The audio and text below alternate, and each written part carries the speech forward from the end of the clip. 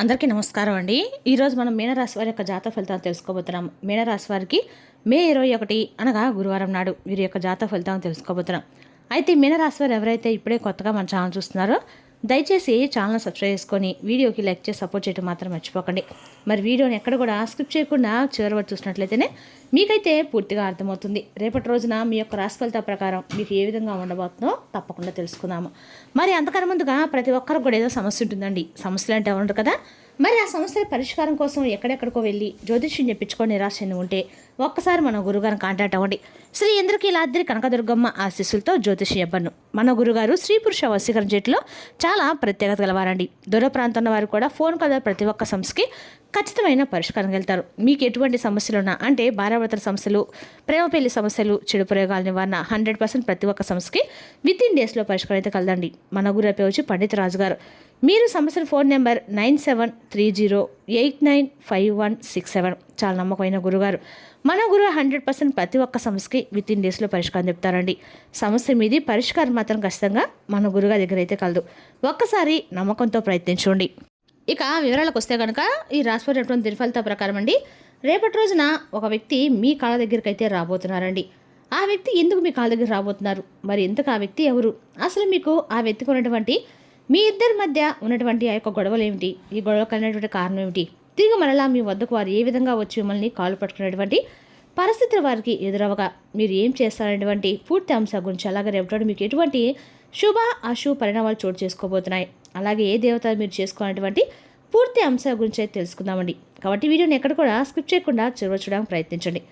మీరేంటంటే ఎదుటి వారికి కష్టం వస్తే వారి దగ్గరకు వచ్చి ఏదైనా సహాయం అడిగితే మాత్రం తప్పకుండా సహాయం చేయండి అని చెప్పి అనకుండా చక్కగా వారికి సహాయం చేసి వారి కష్టాల నుంచి బయటపడేస్తారు.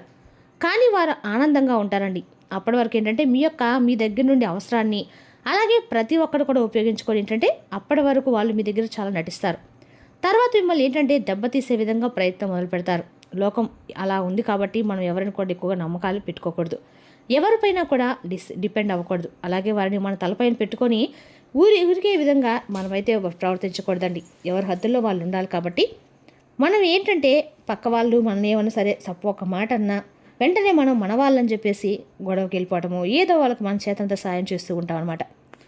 కొంతమంది అసలు మనల్ని పొగిడినా, లేదంటే మన ఒక పనితనం కానీ, లేదంటే మన కుటుంబంలో ఉన్నటువంటి వారిని కానీ, లేదంటే మన అందాన్ని కానీ, ఇలా ఏదైనా కానీ మన పర్సనల్ సంబంధించినటువంటి ఏవైనా మీరు ఇలా ఉంటారు, మీరు ఇలా బాగా చేస్తారని చెప్పి ఏదైనా ఒక 4 మాటలు మాట్లాడితే మనం అందలం ఎక్కేసే విధంగా ఉండకూడదు అనమాట.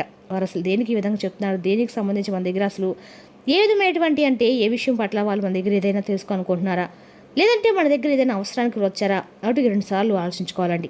అయితే ఇప్పుడు ఈ విధమైనటువంటి మాటలను ఎందుకు చెప్పాల్సి వచ్చిందంటే, కొంతమంది ఇంతకుముందు గతంలో మీ దగ్గర కొంతమంది అవసరానికి మిమ్మల్ని చాలా బాగా ఎక్కువగా వాడుకొని మిమ్మల్ని చీకొట్టారు.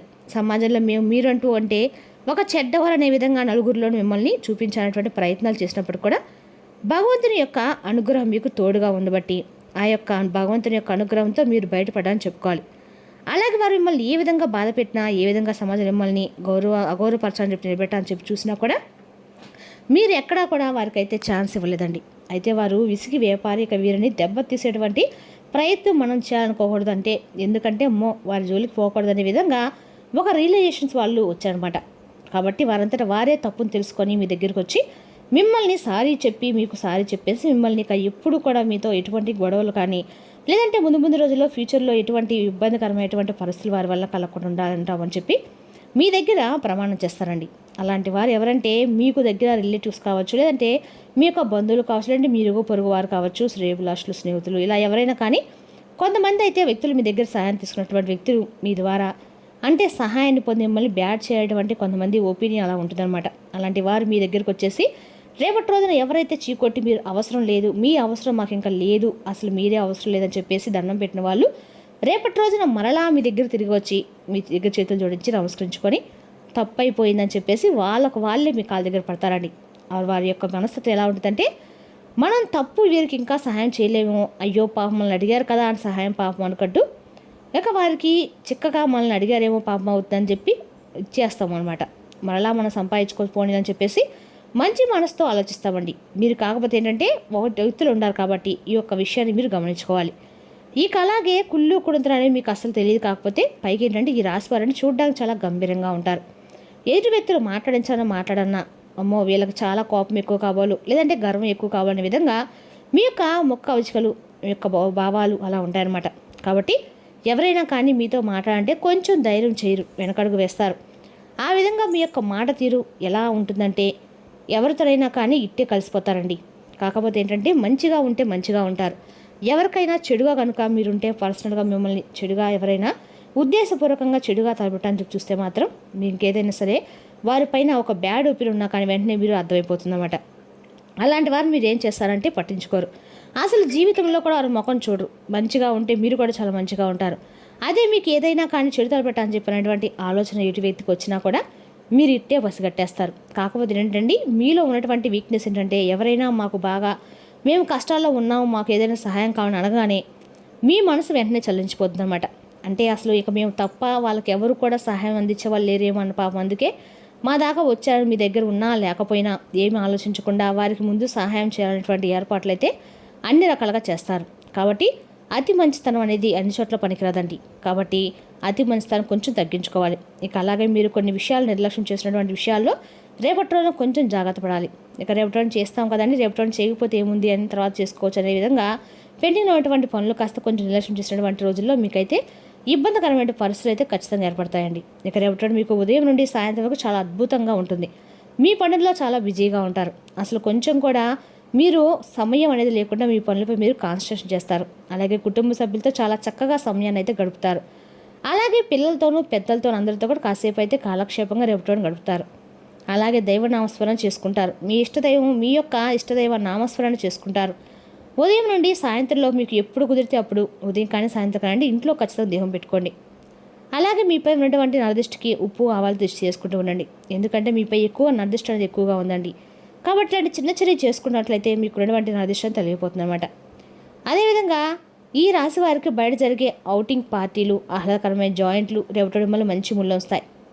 మీరు విద్యార్థులైతే మీరు విదేశాల్లో చదువుకోనుకునే వారికైతే మీ ఇంటి ఆర్థిక పరిస్థితులు మిమ్మల్ని నిరాశకి బాధకి గురిచేస్తాయి. సముద్రాల అవతల ఉండే బంధువు ఇచ్చే బహుమతితో మీకు చాలా సంతోషం కలుగుతుంది. మీకు ప్రియమైన వ్యక్తి మీ శ్రీమతి నుండి వచ్చిన ఫోన్ కాల్ మీకు రోజంతా ఆనందం కలిగిస్తుంది. మీతో కలిసి పనిచేసేవారు మీకు చక్కగా అడిగిన దానికి సమాధానం చెప్పకపోతే దొంగతనుడు జవాబు చెప్తే కొడపడతారు. ఇక ఈ రాశి వారు మీ గురించి మీరు కొద్దిగా అర్థం చేసుకుంటారండి. మీరు ఏమైనా పోగొట్టుకుంటే మీరు మీ కొరకు సమయాన్ని కేటాయించుకొని మీ వ్యక్తిత్వాన్ని వృద్ధి చేసుకోండి. రేపటి మీ జీవిత భాగం మీకోసం నిజంగా ఏదో ఒక స్పెషల్ చేయవచ్చండి. వృత్తి జీవితంలో విజయం సాధించడానికి వెండితో చేసిన మీ వ్యక్తిగత కుటుంబ దేవత విగ్రహాన్ని పూజించండి. అందులో కూడా మీకు వృత్తిపరంగా ఆర్థికంగా ప్రయోజనకరంగా ఉంటుంది. అంటే ప్రతి వారంలో కూడా ప్రతిరోజు కూడా అంటే అండి ఇప్పుడు సోమవారం ఎక్కువ శివుని ఆరాధించే వాళ్ళు తెలుపు బట్టలు ధరిస్తారు, అన్ని రకాలుగా బాగుంటుంది. మంగళవారం రోజు ఎరుపు రంగు బట్టలు ధరిస్తారు. బుధవారం రోజు ఆకుపచ్చ బట్టలు ధరిస్తారు.